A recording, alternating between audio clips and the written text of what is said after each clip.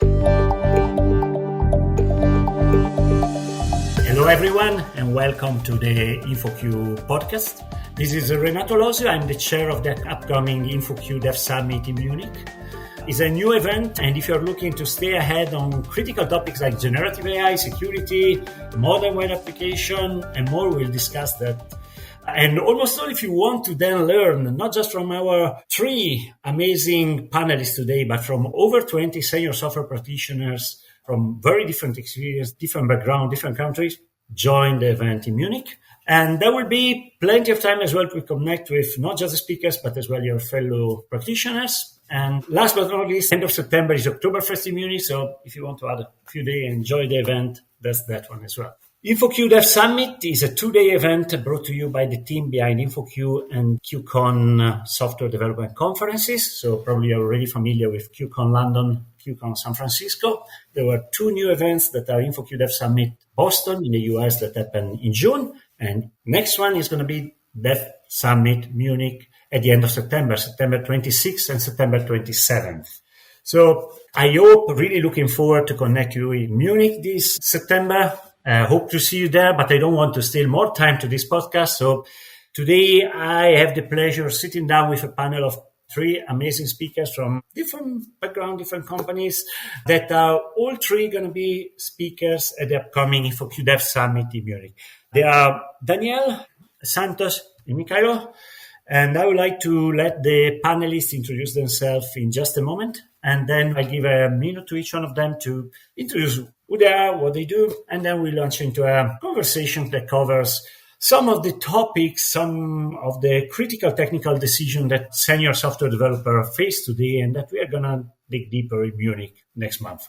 So specifically, we're going to talk about resilience, automation, and security for your cloud and not cloud deployment. Anyway, let's go. Let's introduce our speakers. Danielle, you want to go first? I can go first. It's very nice to meet you. My name is Danielle. I'm, as of today, the Security Operations Manager of Deliver in the past 3 years. Outside of managing very talented teams that focusing on defending on real-time threats, I'm also a DevSecOps. Have been performing that in the last decade in different firms. And as of today, my focus is develop the detection and triage the actual alerts that we are getting for real-time threats based on our organizational vulnerability management. Thank you so much, Daniel. Santosh, do you want to go next? Nice to be here.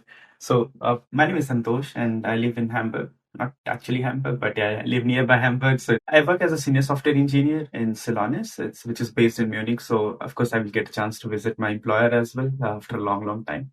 So I mostly work with monorepo. So my team is responsible for managing the entire monorepo which we own and which drives our main product at Celonis, which is Studio. So it's like coordinating with multiple teams. We have close to 40 teams contributing to the monorepo. So we make sure like the monorepo is always healthy and we are following best practices. We are bringing new tools, the POCs which teams needs to drive, and we are making their life easier. So it's mostly taking care of developer experience as well. So apart from that, of course, I'm part of multiple programs and I contribute to open source. I'm part of GD program for Angular, which is Google Developer Expert, and then GitHub Stars program, and then NX Champions program. And you can find me at multiple conferences speaking about NX and Angular. Thank you so much, Santos, and looking forward to meet you in person finally in Munich next month. Mikhailo, your last one, not least. Hello, everyone. My name is Mikhailo Brodsky. I'm principal software architect located in Munich, working in the fintech industry. Currently, I'm focused on defining architecture strategy of our platform, responsible for multiple business-critical projects. One of these projects is our cloud platform migration, and as well as I'm member of Cyber Summit and Risk Committee as well. So we're responsible to improve security of our platform and trying to mitigate any potential vulnerabilities across all our platforms and related applications. Thank you. Thank you so much. I'd like to say before that we are going to talk a bit about resilience, about automation, about security. And of course, this is a bit of a special summer. So let's start with a topic to trigger some discussion, a topic that we probably were all familiar with, whatever as a traveler, whatever as a IT expert, whatever a security expert, whatever automation expert. But well, we all probably had the experience last month, well, hopefully not all of us, to be stuck in an airport with a blue screen, thinking that something went wrong. And for one of the few times an IT outage to a large scale ended up in a major news site. So that's the day you realize that something got big, something got wrong. And first reaction is, haha, that can happen just to them. Second reaction is, oh, maybe that can happen to me. So I don't want to dig into what happened. I don't want to dig too much in what went wrong with CrowdStrike, what the implications were.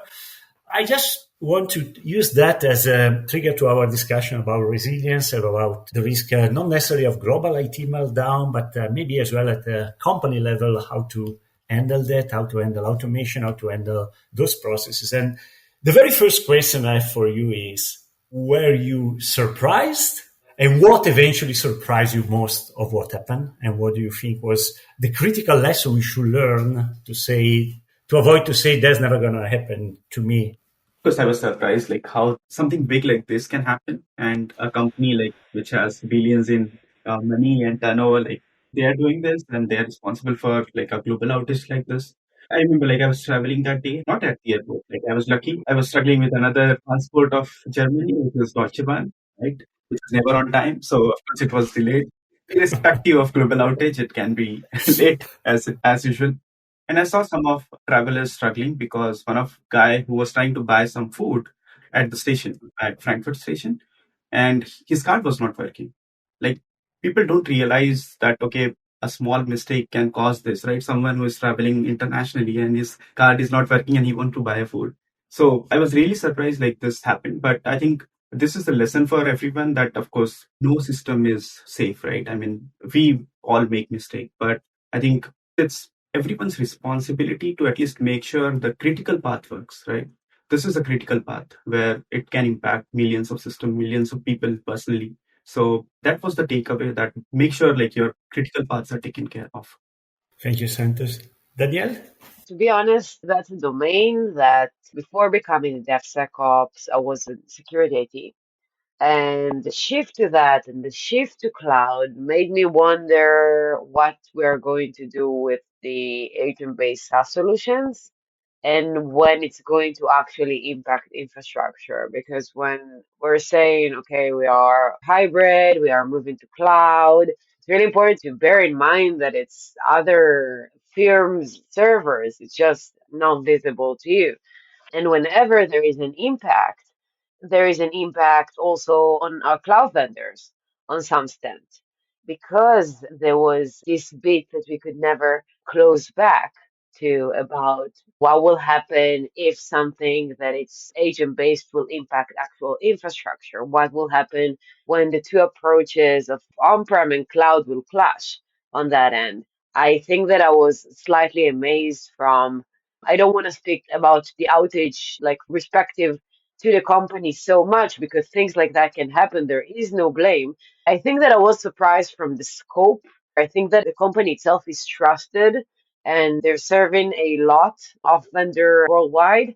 And I think that the impact was the one that surprising me. Like to think about, okay, people maybe weren't that conscious with zero trust in that point that they have spreaded agents across all of their endpoints or all of their systems that eventually made that happen. And again, like that's something that they've done for a good reason to protect the endpoint, to make sure that it has signal back to their management framework and to know the posture of what happens there. So it's a bit of an egg and a chicken situation. That's my sense. But yeah, definitely surprised from the impact, mainly in the US. That was crazy. And yeah, I think that it's opened another area that it's not, let's say, security classic, but more of like that's an infrastructure issue. It's massively impacting. All of the sudden, we have to face with that. And yeah, just revealing a lot of things that the platform today cannot solve. Like we have to remember there is a on-prem behind. That's an interesting point what you made, Daniel, about is a different security approach in the sense that it's not a classical denial of service attack. It's not someone intentionally made a denial of service, but at the end, there was a denial of service for the end user, for whoever was impacted by the thing. Because as you work as well in financial, strictly regulated industry, do you see anything different? Do you see any lesson to be learned? Or were you really surprised, or you feel like, oh, yeah, well, surprised that didn't happen before? Yes, unfortunately, I was also surprised, and some payment platforms were also affected. And for me, it was not shock, but big surprise, because in fintech industry, we have huge set of regulations. We have different type of regulation, internals, externals, and even some bank related. And all this regulation, what we had, they didn't help to avoid this situation. And for me, a big question was, how can we improve this? How can we avoid this situation in the future? And I had multiple conversations, different departments, applications that involve in different payment platforms. And what I can say that the deployment and test approach should be improved dramatically. That's what I can see. Thank you. Yeah, that's actually one point I'd like to come back later, what we can do to improve. But even going back to the basic, one thing I noticed on my side as a not expert was two entirely trends in the very first few days, apart from blaming the company, saying that it's not going to happen to me. How can they do deployment that way while we are super experts and don't do those mistakes? And that's a very risky approach. Usually I've always found that approach not just very friendly, but as well very kind of, I wouldn't like to be in that position in the future, so I would like to learn from them more than really blame someone. And on a practical aspect, there were two things that happened that day. One is people try to find a different way, a different solution. So you see people in the airport with a piece of paper doing check-in. On the other one, people were trying to roll back, and they had no real rollback because we were in a scenario where rolling back was much harder than deploy. So I was wondering if what of those two parts is not the most important, but what we should do in life in our deployment where we think about, when we deploy, we need a rollback plan, but as well, if I'm stuck in that moment, should I think more about a rollback plan? Should I think more about how can I find another way to bring what Santos were defined before our critical at the end feature back to life? I don't know, Danielle, if you have any thought. I think it's really interesting. It's an industry that we all talk and share experiences. And I agree with you. There are a lot of people that put a lot of blame. There are a lot of people, okay, what do we do now in the situation? I don't want no one to focus on the different reactions, but more of like there are cases that we deal with the situation, and that's not a point at the moment to tell, okay, now we are cutting the contract, now we're looking for other option. We have to deal with it tactically. We have to communicate with our endpoint back. We have to make sure that regardless of this scenario, we have to make sure that we are mitigating the issue and we have repair item, and from there on we continue.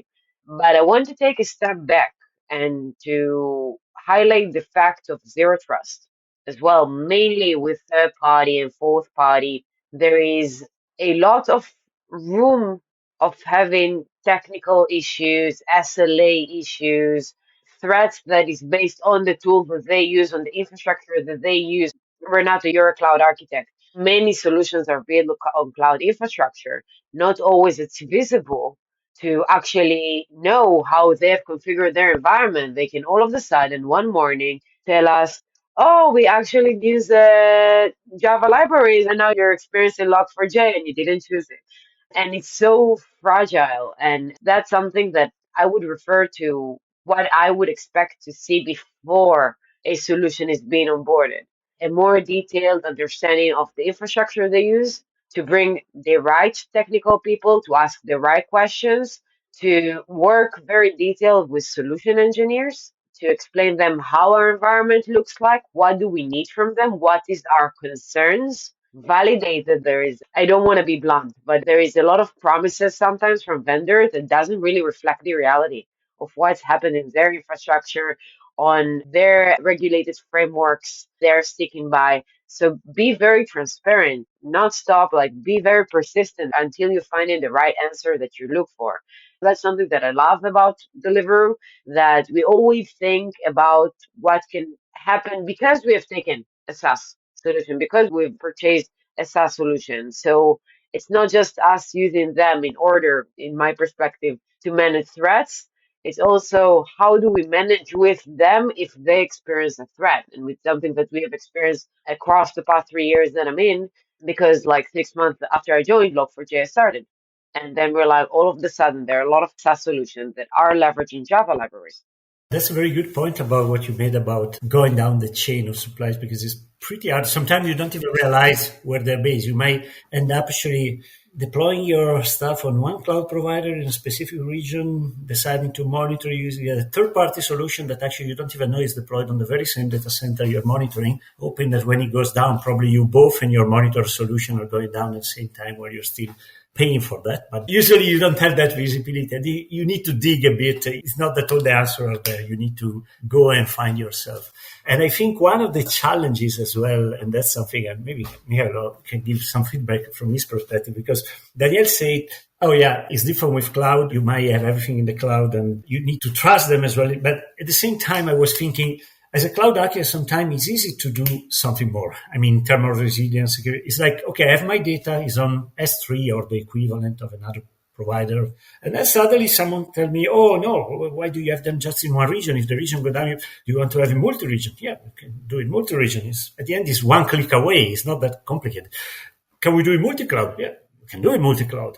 The question is, how much money you want to throw to that problem? And that's, I think, is the real challenge, sometimes the real balance. How do you decide where to stop? Because I mean, I can make my data super reliable. The problem is that those 5 petabytes of data that maybe I'm managing, they're going to be incredibly super expensive to break down the company. And maybe I'm throwing the money to not the main problem.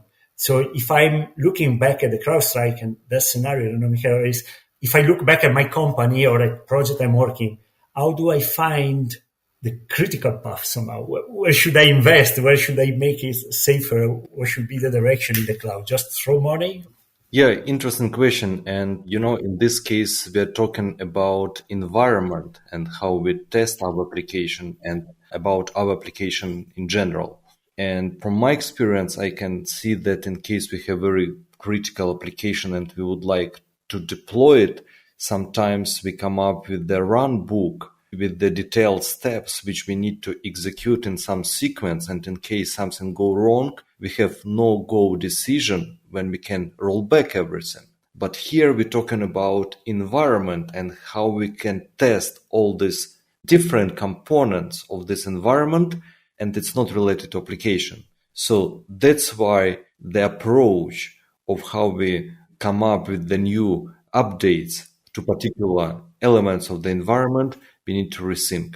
And in some cases, we do not have very straightforward and documented rule how we should do it. So that's why it's very important. And regarding the data, so usually we defined and we're trying to cluster the data in different ways. And some critical data, we're not going to store in particular this part of the application. So that's why it's completely separated. Thank you, Michael. Santosh, I don't want to spoil anything about your session at the Dev Summit, but as the title is how to ship updates to 40 plus hubs every week, I was wondering, how do you deal with that if you are in a CrowdStrike scenario? A very good question first. Of course, I have seen, look, all the engineers which we have today, like the senior engineers, they have broken production at least once in their life, right? And they have done pretty bad. I've done that as well. But when something like this happens, everyone becomes a pro. I mean, they start sharing that, okay, this might have been avoided by doing this, doing that. But the reality is not like that, right? I think most of things goes back to the company culture. For example, at Celonis, the first thing which we do is write a design doc. And the most important part of the design doc is our release strategy. How are we going to do the release and how are we supposed to roll back if something goes wrong? And we always recommend going with the feature flag in case something which is very critical and can actually impact the system, right? So we should be able to roll back without even impacting the end users. They even are not aware, what happened? Okay, something goes wrong, we just roll back. That's the first step. That's how we ship our products. As you said, we ship 40 plus apps every week. And that's the first goal. We don't even touch the code base unless we know like what's the plan, what's the release strategy if something is more critical. Of course, there are small features which can go without design doc, but if there are something critical as this, what happened in case of CrowdStrike, no go without having a design doc in place. Thank you, Santos. I see. Daniel, I was thinking, as Santos just mentioned, culture and the importance of culture in the team. I was thinking at the end, even when I don't think about software, when I read news on the newspaper or online, probably most likely, there's like something bad happened and it's always a human error. And you always kind of blame the person. That's the first reaction I have when I read about big accident, big problem in life, whatever, is like, well, that was not really a human error. Yeah, probably there was a human error, but there was something missing. The train, okay, maybe the train didn't stop, but we cannot rely that the train stops just because someone is pressing a button. There should be a safety net. And I'm thinking about software. I assume it's culture, but how do we protect against a developer? Because I'm not saying the developer wants to do something wrong. It's just that myself, a bit of compliance, a bit of laziness. It's like if I'm working on the same project for many years, how do you avoid that at some point I kind of feel so safe that I just go against even unintentionally? I'm not saying anything intentionally wrong, but how do you keep the culture? It's interesting because Santos brought here a highlight of, okay, let's have release notes and let's make sure that we are assessing what might go wrong and actually document that. And I'll take that and I'll add that mainly in security, we are taking human mistake as fact. We're not blaming, we're not going against it. It's something that we are calculate as much of our overall risk. And we're trying to, it's eventually it's education. It's an education and awareness. And I think, in my perspective, that it comes to a point in your career that you also need to have the understanding. Maybe I have done something wrong within my configuration, within my document, within my pull request, within my review of my pull request, within my Terraform deployment, and that might have big impact. As you said, how many production engineer has broke production? Many.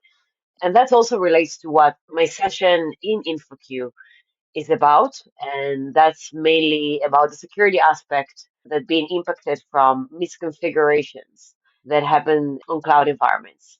That's a good time now to each of you do your elevator pitch for Munich. All three of you are going to Munich, are going to do a session. So there are fellow practitioners here, listen to the podcast. Why should they join you in Munich? What they're going to learn from your session. So please, Daniel, go ahead. You're the first one. Gladly. So my session, it's mainly for cloud security experienced people, but it's also for developer and compliance people and security specialists. And it's mainly about a misconfiguration in our cloud infrastructure. And how do we gain visibility for that? In one of my former roles, I was co-engineering a CSPM solution, and it's simpler than people think. And I think that it's a very good outlook for professionals, engineer professionals, security professional, to observe how our cloud infrastructure really looking like, how the way it's configured, might impact on actual threats that the org might experience. Are we making sure that our assets are encrypted and our network zoning is properly set, and that we haven't opened a port with a security group that might allow inbound traffic?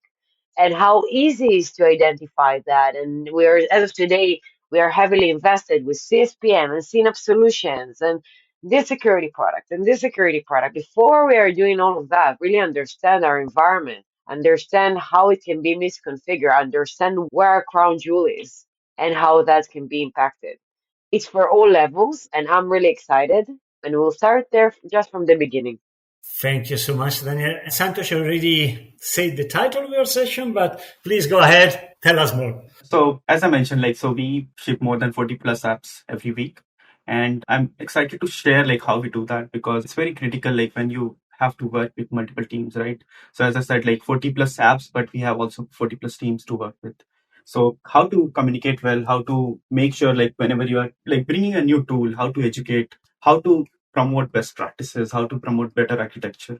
So all those things are going to be part of my talk. And I'm really excited to do this because I've been thinking about doing this talk from a long, long time. And I think I couldn't be less excited because it's happening in the city where actually our headquarters is based on. So yeah, really excited to be there.